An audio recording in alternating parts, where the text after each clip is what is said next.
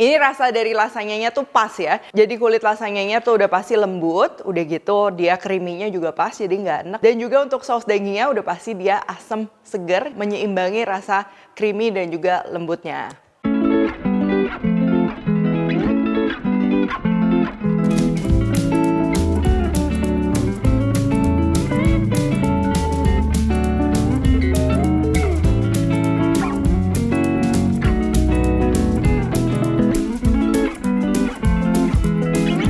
Hai semua, buku keduaku sudah terbit ya. Kalian bisa dapatkan secara online atau di toko buku seluruh Indonesia. Jangan sampai kehabisan. Halo, welcome back to my channel, Devina Hermawan. Hari ini kita akan bikin lasanya ya. Jadi hidangan ini tuh udah pasti jadi favorit satu keluarga, mulai dari anak-anak hingga orang dewasa. Terus juga pasti ini cocok banget nih untuk kumpul-kumpul bareng keluarga di momen akhir tahun ataupun tahun baru ya.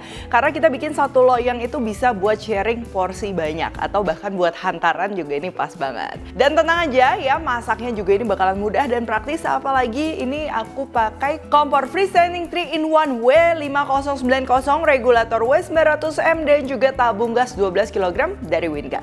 Oke, langsung aja untuk bahan-bahannya ya. Yang pertama ini untuk pasta lasanyanya, itu biasa berbentuk lembaran. Kalian bisa beli dalam keadaan kering, ada di supermarket ataupun di e-commerce, atau bisa juga beli yang basah, atau bisa juga ini bikin sendiri ya. Kalau bikin sendiri kita akan perlu tepung terigu protein tinggi ya, ini yang biasa buat mie, pasta dan lain-lain. Lalu ada telur, air dan juga garam. Lalu untuk saus dagingnya, ini kita akan bikinnya base-nya tomat ya, jadi seperti saus bolognese gitu. Kita akan campur ini daging sapi, daging ayam. Kalau mau pakai salah satu aja nggak masalah. Lalu kita juga akan perlu bawang putih, bawang bombay, saus tomat, tomato paste. Ini kalau misalnya nggak ada tomato paste ya udah pakai saus tomat aja, nanti tinggal dibanyakin ya. Ini bay leaf untuk aroma dan juga sedikit kecap Inggris. Sayurannya ini ada wortel, tomat, daun seledri. Untuk saus putihnya, saus bechamelnya ini yang akan bikin lasanyanya itu kerasanya lebih creamy lagi ya, dan lebih light juga. Kita akan perlu butter atau mentega tawar ya, lalu tepung terigu, susu, garam, merica dan juga sedikit bubuk pala. Bubuk pala kalau lagi nggak ada mau di skip juga nggak masalah. Dan yang terakhir untuk kejunya, ini aku campur antara keju mozzarella, itu yang nanti akan memberikan kesan melty ya, meleleh, dan juga untuk rasa ini kalian bisa pakai keju cheddar ataupun keju parmesan. Oke, langsung aja yang pertama, ini aku mau bikin dulu kulit lasanya. Kalau kalian beli jadi berarti tahap ini di skip aja ya. Nah, ini yang pertama kita akan campur dulu bahan cairnya. Ada telur, air dan juga garam. Kita aduk aja, nggak usah sampai kocok lepas juga nggak apa-apa. Dan kita tuang ke terigunya secara perlahan ya, sambil kita akan aduk-aduk seperti ini. Oh ya, untuk resep kulit lasanya ini agak berbeda dengan homemade pasta ya. Biasa kalau pasta itu memang pakai full telur dan juga ada tambahan kuning telur supaya ekstra kenyal. Jadi untuk kulit lasanya ini aku lebih suka dia lebih lembut. Makanya kita dicampur juga sama air ya, dan pemakaian tepungnya ini full pakai tepung terigu protein tinggi. Nah, ini sambil diaduk kayak gini jangan kaget, memang ini si adonannya tuh keras banget ya. Jadi kita ulenin aja sebisanya. Kalau adonan keras gini nggak perlu sampai kalis ya. Yang penting kelihatan semuanya sudah menyatu, nggak ada tepung-tepung keringnya lagi, dan bagian luarnya kalian bisa lihat nih, dia udah cukup mulus ya. Lalu nanti supaya memudahkan kita dalam membentuk, ini aku mau tipisin sedikit kayak gini ya.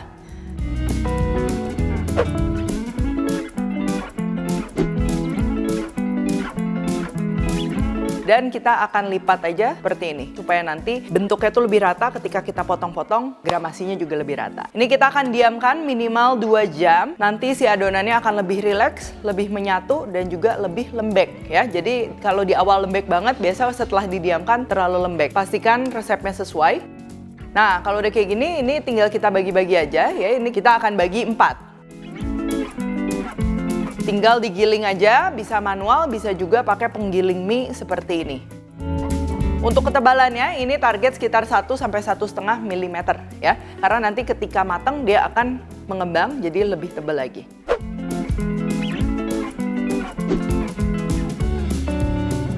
Oke, selanjutnya ini kita akan siapkan untuk meat sauce atau saus dagingnya ya. Untuk sayur-sayuran di sini, ini nanti kita akan chop aja pakai chopper ya, supaya lebih praktis. Untuk bawang bombay, wortel, bawang putih, ini langsung kita chop aja ya, bisa pakai chopper kalau mau lebih cepat, atau bisa juga potong-potong manual ya. Lalu bawang-bawangan dan juga wortelnya ini kita perlu tumis sampai wangi. Panaskan minyak dulu dan jangan lupa gunakan api besar supaya proses memasaknya juga nggak terlalu lama. Nah, untuk masaknya di sini aku pakai kompor freestanding 3-in-1 W5090 dari Wingas. Ini tuh terdapat 4 tungku kompor dengan kaca tempered glass anti pecah, anti gores yang mudah dibersihkan. Selain itu memakai desain burner cap Italia yang bikin modelnya itu lebih stylish dan juga kapasitas ovennya ini besar ya, 70 liter, bisa menampung makanan lebih banyak. Terus ovennya ini juga dilengkapi dengan oven api atas dan juga api bawah dan juga deflector untuk meminimalisir hawa panas dalam oven saat digunakan.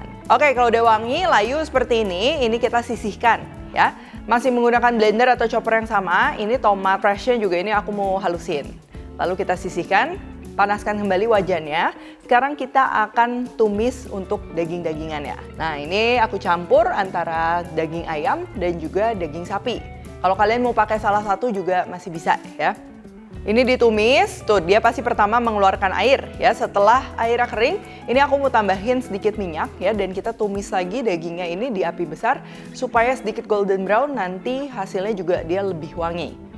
Nah, kalau udah kayak gini, ini kita gabungin ya untuk bawang bombay, wortel dan lain-lain. Ini untuk bawang bombay sama wortelnya aku pakai juga cukup banyak ya. Bay leaf, oregano, tomato paste, saus tomat, dan juga untuk bumbu-bumbunya ini aku pakai kecap Inggris untuk aroma, kaldu ayam bubuk, garam, dan juga merica. Di sini aku udah pakai saus tomat ya, saus tomat itu dia udah manis, jadi aku nggak tambahin lagi gula. Kalau kalian pure pakai tomato paste atau pakai tomat yang kalengan, itu kan biasa rasa asam yang lebih dominan, nah mungkin boleh juga ditambah sedikit gula untuk penyeimbang rasanya. Oh ya, nggak ketinggalan, ini juga kita perlu tambahkan air ya, supaya nanti yield atau hasil dari meat sauce-nya itu dia lebih banyak ya. Jadi kalau buat yang jualan juga pastinya cost-nya atau biayanya itu bisa ditekan. Sama terakhir ini untuk aroma juga, ini opsional, aku suka tambahin sedikit seledri ya, nanti rasanya dia lebih keluar lagi.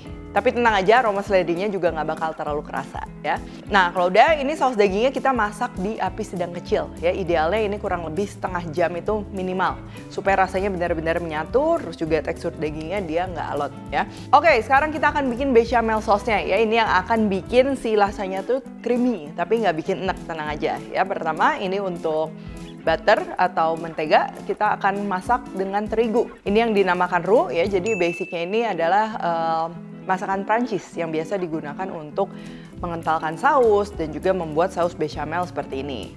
Nah, ini kita perlu masak terigunya itu sampai aromanya tuh dia seperti aroma terpanggang ya, jadi nggak bau mentah lagi terigunya. Untuk saus bechamel juga ini biasa pakai sedikit pala ya, tapi buat kalian yang nggak suka pala, kalau mau di skip juga nggak apa-apa. Ini aku pakai pala bubuk. Nah, ini udah wangi ya, sekarang tinggal kita masukkan susunya secara perlahan sambil terus diaduk, tujuannya untuk menghindari gumpalan ya. Kalau susunya langsung dimasukin semua, takutnya terigunya tuh ada yang menggumpal.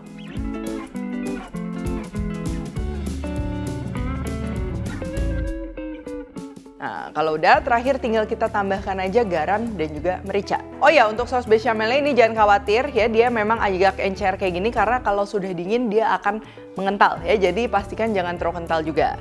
Oke, langsung aja, ini sekarang tinggal kita susun ya kulit lasanyanya. Ini aku pakai yang fresh, tinggal dipotong-potong aja sesuai dengan ukuran loyang yang akan digunakan.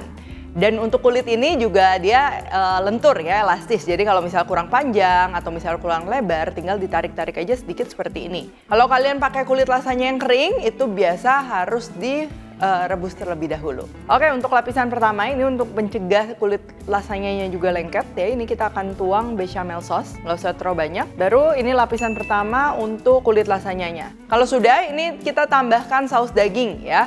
Ini juga nggak usah terlalu tebal supaya nanti balance antara kulit lasanya dan juga saus dagingnya gitu. Jadi kalau dagingnya kadang terlalu banyak juga rasanya nanti too much ya, terlalu cepet kenyang gitu, bikin enak. Nah, kalau udah merata tinggal kita tuang aja sama bechamel sauce. Sama bechamel sauce-nya juga jangan terlalu banyak.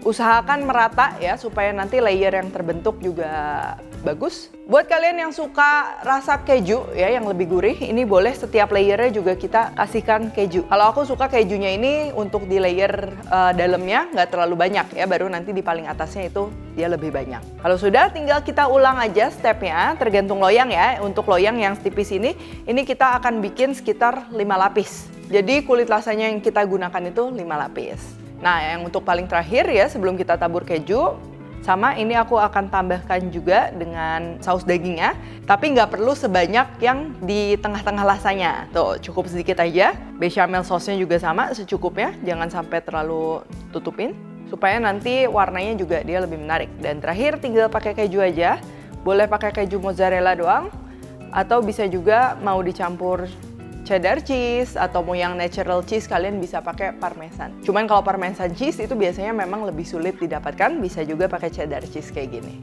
Oke, kalau udah kayak gini tinggal kita panggang aja. Ini sama ya, aku akan panggangnya menggunakan kompor freestanding 3-in-1 W5090 dari Wingas. Nah, untuk ovennya ini kita pakai api atas bawah, jadi untuk nyalainnya tinggal kita pakai pemantik aja seperti ini.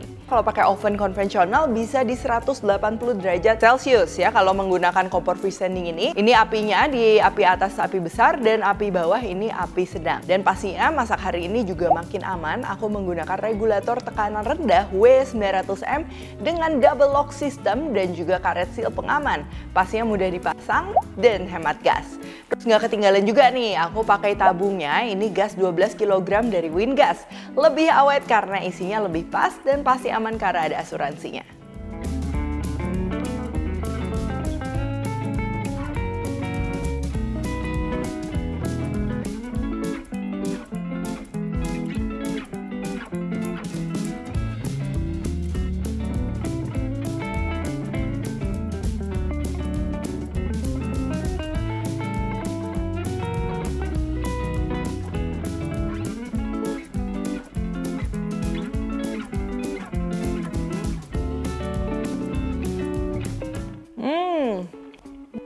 Ini rasa dari lasanyanya tuh pas ya. Jadi kulit lasanyanya tuh udah pasti lembut, udah gitu dia creamy-nya juga pas, jadi nggak enek ya. Karena tadi kita bikin bechamelnya juga cuma pakai susu, jangan ditambah krim lagi. Dan juga untuk saus dagingnya udah pasti dia asam seger ya, menyeimbangi rasa creamy dan juga lembutnya. Jadi kalau kita mau menyajikan lasanya ya pasti perlu diperhatikan juga supaya yang makan itu dia nggak cepet nek ya. Jadi komposisinya harus pas, creamy-nya juga harus pas, kejunya juga harus pas, jangan terlalu banyak.